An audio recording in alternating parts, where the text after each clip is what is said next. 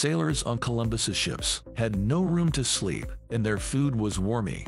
Columbus set sail from Spain on August 3, 1492. He had a crew of 86 sailors. They would spend the next 35 days at sea. He had 3 ships, the Niña, the Pinta, and the Santa Maria. Niña and Pinta were very small vessels. They measured only 50 to 70 feet from bow to stern, but they had higher speed and maneuverability. The Santa Maria was Columbus's flagship. She was a much heavier cargo vessel. The 2 smaller ships were caravels. The caravel was a popular type of ship in the Age of Discovery. Caravels were prized for their lightweight hulls. Their sleekness enabled them to sail into the wind.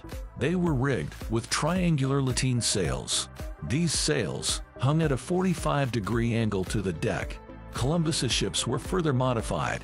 He used a 3-masted model known as the Caravella Redonda. The first 2 masts were rigged with square sails for open sea speed. The third was rigged with a lateen sail for maneuverability. This made his vessels some of the best in the world. The Niña and Pinta could only carry 40 to 50 tons. They were crewed by fewer than 30 sailors each. The larger Santa Maria was a 110-ton ship. She ran aground on Christmas Day 1492 and had to be abandoned. But life aboard the small caravels was difficult. The ships were very cramped. There were no cabins for sailors to sleep in. Both Niña and Pinta had a single small deck at the rear. This was used by all the seamen. There was only one small cabin, reserved for the captain. The sailors worked and slept in 8-hour shifts. All this took place on one tiny deck. The work was relentless. The sailors had to constantly adjust the rigging and trim the sails.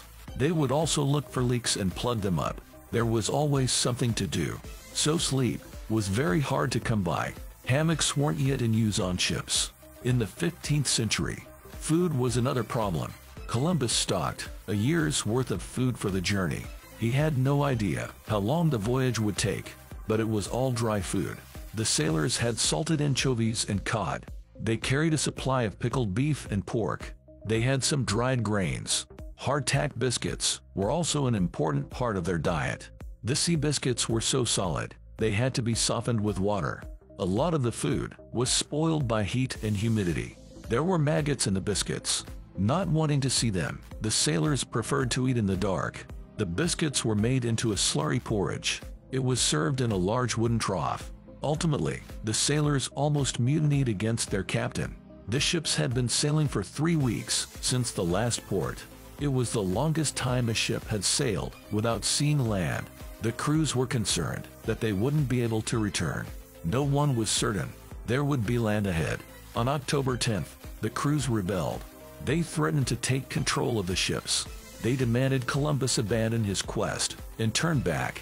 He managed to persuade them to sail for another 3 days. It didn't take that long. On October 12th, land was finally sighted. By noon, the same day, Columbus had set foot on this new land.